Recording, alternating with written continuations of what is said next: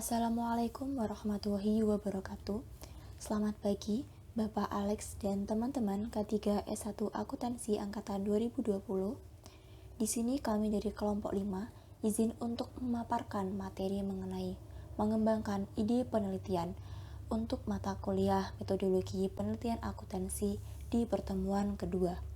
Sebelumnya, izinkan kami untuk memperkenalkan anggota dari kelompok 5. Yang pertama, ada Puspita Gayatri Buru Paraginangin dengan NPM 020.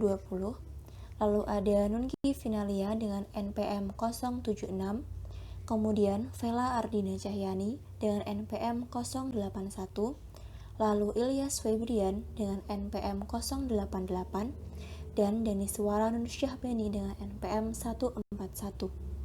Konten kita atau pembahasan kita pada materi kali ini terdiri dari 7 poin. Yang pertama, urutan penelitian. Yang kedua, munculnya topik penelitian. Yang ketiga, kerangka konseptual. Yang keempat, struktur DNA, pengembangan teori baru. Yang kelima, masalah Bradman atau Bradman Problem, pengembangan strategi baru. Yang keenam, masalah garis bujur, implementasi solusi. Dan yang ketujuh, akuntansi manajemen strategis. Urutan penelitian. Gambar 21 menentukan urutan penelitian khas yang dijelaskan oleh Howard dan Sharp tahun 1983 sebagai serangkaian tahapan yang diharapkan akan berkembang melalui sebagian besar untuk penelitian akuntansi, sementara bergerak dari ide asli bahkan publikasi akhir. Berikut ini kita akan membahas masing-masing tahapan pada gambar dan merinci kendala yang mungkin diantisipasi. Yang pertama, identifikasi area yang luas. Di sini persempit fokus dari akuntansi secara umum menjadi aliran yang terkait dengan akuntansi keuangan, akuntansi manajemen, auditing, pendidikan akuntansi, atau sistem informasi akuntansi. Yang kedua, pilih topik. Di sini spesifikasi subbidang untuk memberikan fokus yang lebih ketat dan subbidang yang kapasitas pengawasannya tersedia, tetapi subbidang yang dapat dimodifikasi sesuai perkembangan selanjutnya. Yang ketiga, putuskan pendekatan. Pemikiran awal mengenai pendekatan yang akan diadopsi akan berkisar pada sumber daya yang tersedia dan khususnya akses ke sumber data yang diperlukan. Sebuah spesifikasi rinci dari metode penelitian yang akan diadopsi harus menunggu sampai tinjauan literatur telah dilakukan dan landasan teoritis dan hipotesis garis besar telah ditetapkan. Yang keempat, merumuskan rencana. Tonggak dan target harus ditetapkan sejak awal, sehingga jelas bagaimana penelitian akan berkembang selama periode yang diperpanjang. Hal ini sangat penting bagi peneliti paruh waktu yang mungkin mempertimbangkan studi selama 6 atau 7 tahun. Yang selanjutnya, yang kelima, kumpulkan informasi. Pengumpulan data dapat dilakukan dengan aman hanya jika kita mengenali dengan tepat apa yang ingin kita ketahui dan untuk apa tujuan itu. Yang keenam, analisis data. Metode analisis data dan persyaratan perangkat lunak harus terlihat pada awal proses penelitian. Yang ketujuh, temuan saat ini. Temuan awal biasanya akan dipresentasikan pada lokakarya dan seminar universitas, dan kemudian pada konferensi spesialis. Munculnya topik penelitian. Topik harus membangkitkan antusiasme pada peneliti di awal. Jika tidak, dia tidak mungkin bertahan selama periode studi yang berkepanjangan, di mana motivasi pasti akan berkurang bahkan untuk sementara. Sementara topik bisa dari mana saja, tetapi yang paling umum yaitu yang pertama, masalah di tempat kerja dan implikasi yang berpotensi lebih luas. Yang kedua, masalah atau aplikasi yang terlihat di koran atau dari televisi. Yang ketiga, presentasi konferensi yang mengungkapkan arah yang sedang dieksplorasi. Yang keempat, kertas kerja dan tesis yang diselesaikan, yang isinya biasanya paling sedikit 2 tahun dari publikasi. Yang kelima, buku teks, khususnya di bidang yang berhubungan dengan manajemen yang merupakan sumber konstan dari teori yang belum teruji. Yang keenam, review artikel. Di sini di review artikel analisis literatur di area tertentu untuk mengungkap batas-batas pengetahuan saat ini dan agenda penelitian potensial.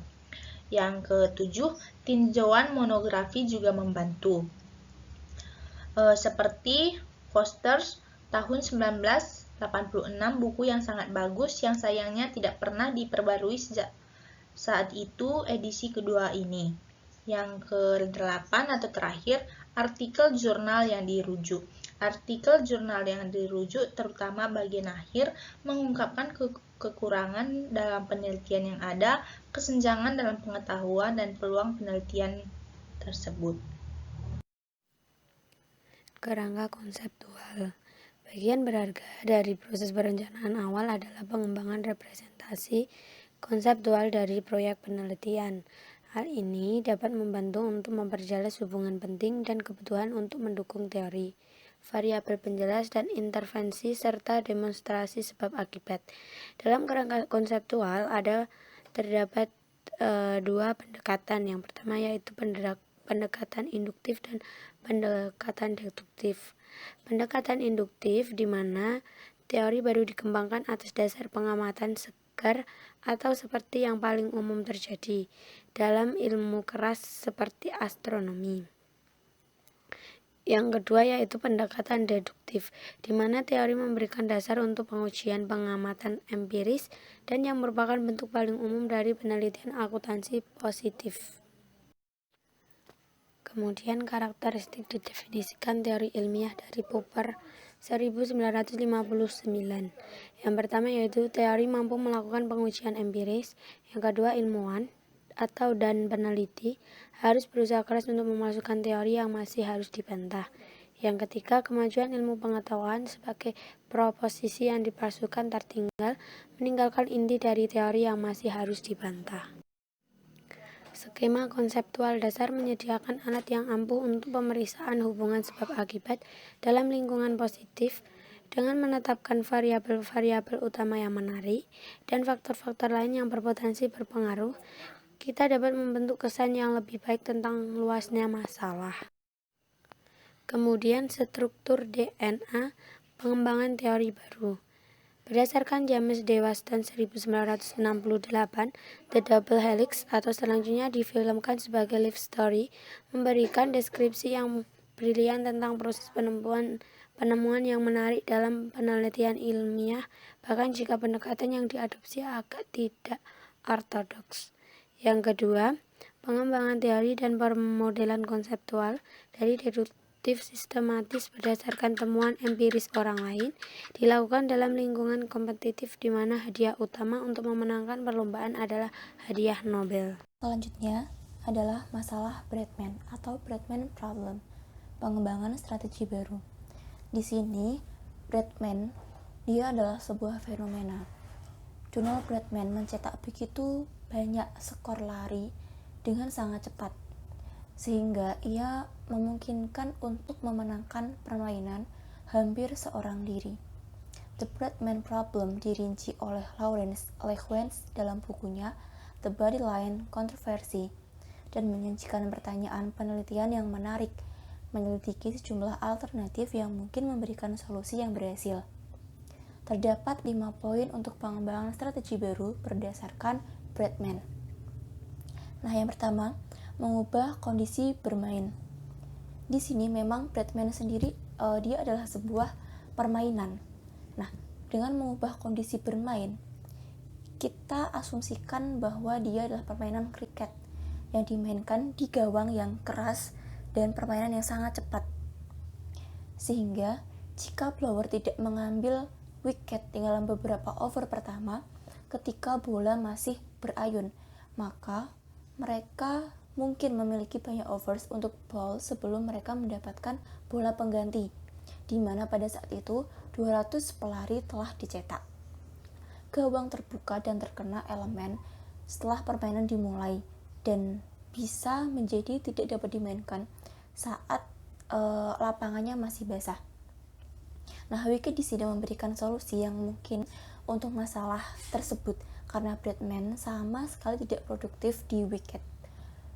Sehingga Kapten tidak bisa mengandalkan kejadian ini untuk menumpulkan kejeniusan dari Batman secara teratur. Yang kedua, mengubah aturan main. Pertandingan uji tidak lekang oleh waktu di tahun 1930-an dan dimainkan sampai selesai. Deklarasi jarang terjadi dan permainan lambat laun sangat menjadi umum. Selanjutnya, aturan Before Wicked atau LBW mempersulit Batman untuk keluar dengan cara tersebut. Dia harus ditangkap di depan stamp oleh bola yang dilempar ke dalam barisan gawang ke gawang.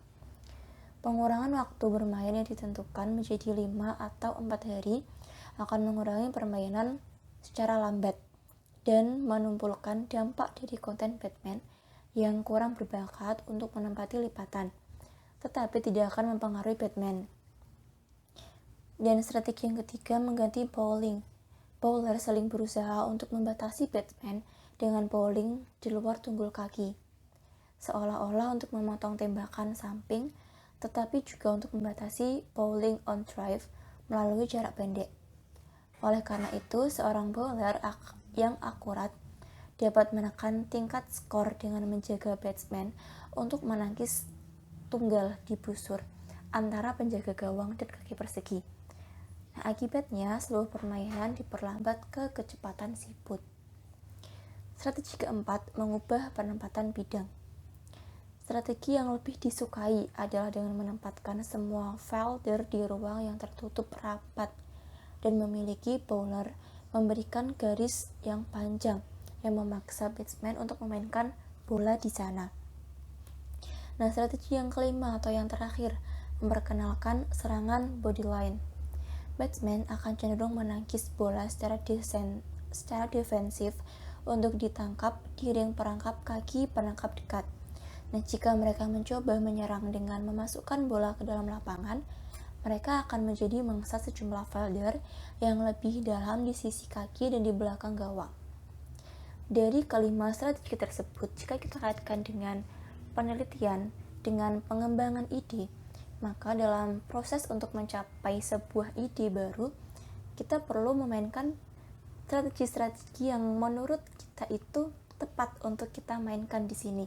Seperti mengubah kondisi di lapangan dengan mengubah aturan, mengganti apa yang perlu kita perbaiki di situ, hingga yang terakhir dengan memperkenalkan serangan bodyline.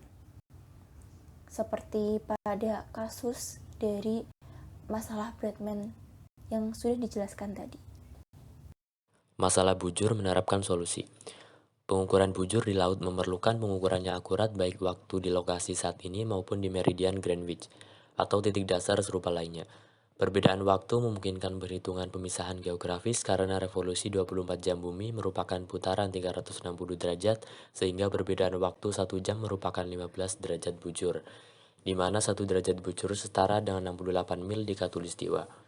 Pengukuran waktu lokal tidak menjadi masalah, terutama selama jam-jam siang hari, tetapi tanpa adanya penunjuk waktu yang akurat, pengetahuan tentang waktu yang sesuai di titik dasar tetap menjadi masalah yang cukup besar. Sir Isaac Newton dikutip dalam Sobel 1995 halaman 52 terpaksa mengakui pada tahun 1714 satu metode adalah dengan arloji untuk menjaga waktu dengan tepat. Tetapi karena pergerakan kapal, variasi panas dan dingin, basah dan kering, dan perbedaan gravitasi di berbagai garis lintang, jam tangan seperti ini tidak pernah dibuat. Newton jelas memikirkan solusi astronomis atau setidaknya ilmiah daripada solusi mekanis, yang memerlukan pertimbangan solusi alternatif. Beberapa metode atau solusi lainnya seperti yang pertama metode yang ada, yang kedua data gerhana, yang ketiga metode jarak bulan. Baik, untuk yang pertama metode yang ada. Pada metode ini lebih kepada pendekatan perhitungan mati atau metode kompas. Perhitungan mati membutuhkan perkiraan kecepatan kapal yang harus dibuat bersamaan dengan perhitungan pengaruh kecepatan dan arus angin. Keberhasilannya bergantung pada keahlian berlayar yang baik, peta yang andal, dan keberuntungan. Metode kompas berkaitan dengan perbandingan antara utara magnetis dan utara sejati seperti yang ditunjukkan oleh bintang kutub. Pada metode yang kedua, data gerhana. Data eclipse dianggap berpotensi berguna. Gerhana sonar dan bulan memberikan peluang jika diketahui kapan mereka diharapkan diamati di lokasi lain. Tapi kejadian seperti itu terlalu jarang untuk memberikan bantuan navigasi yang realistis. Pada metode yang ketiga yaitu metode jarak bulan.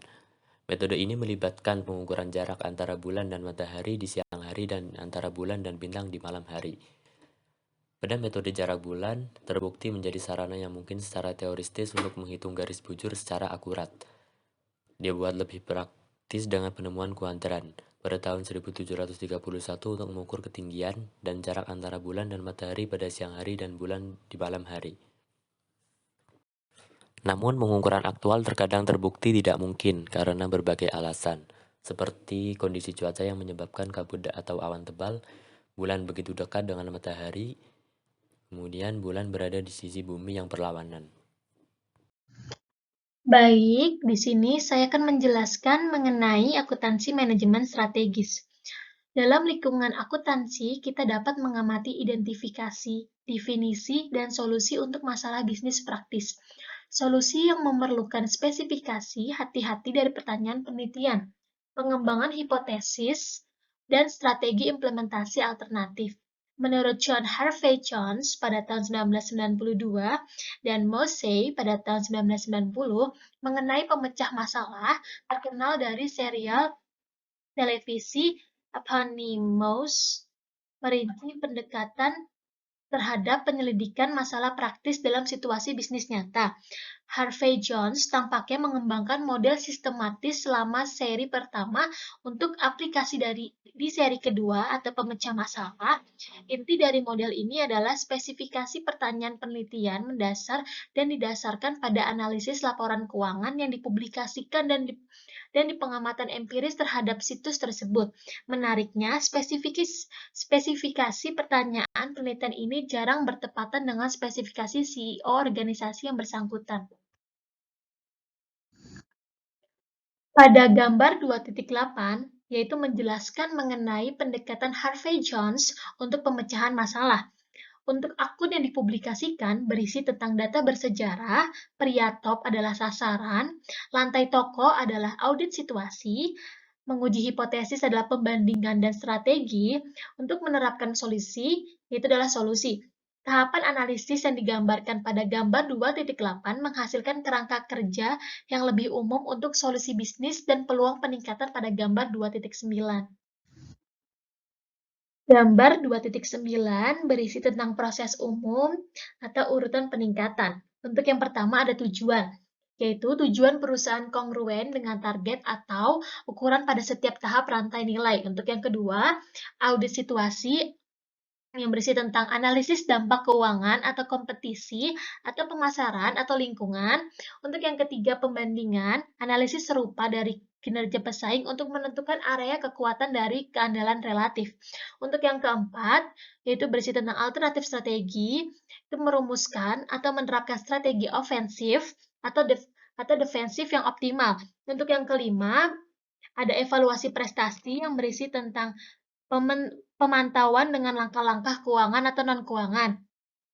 Untuk yang terakhir, ada implikasi sistem akuntansi yang berisi tentang mengubah sumber informasi atau tindakan praktik pelaporan untuk menciptakan manajemen internal yang relevan. Jelas bahwa di sini kita memiliki pendekatan sistematis hampir strategis yang relatif sedikit bergantung pada teori. Urutan penelitian positivis yang diterima menawarkan kesamaan besar kecuali bahwa tahap persiapan yang lebih luas sedang diambil yang jarang dibatasi pertimbangan satu kasus. Sekian pemaparan materi dari kelompok 5 mengenai mengembangkan ide penelitian. Terima kasih atas perhatian dari Bapak Alex dan juga teman-teman yang sudah menyimak materi sampai dengan tuntas. Semoga apa yang kami sampaikan bisa benar-benar ditangkap oleh teman-teman pada kesempatan kali ini. Dan untuk segala kesalahan dalam penyampaian, dalam pemaparan kami mohon maaf. Dan kami akhiri untuk video kali ini. Wassalamualaikum warahmatullahi wabarakatuh.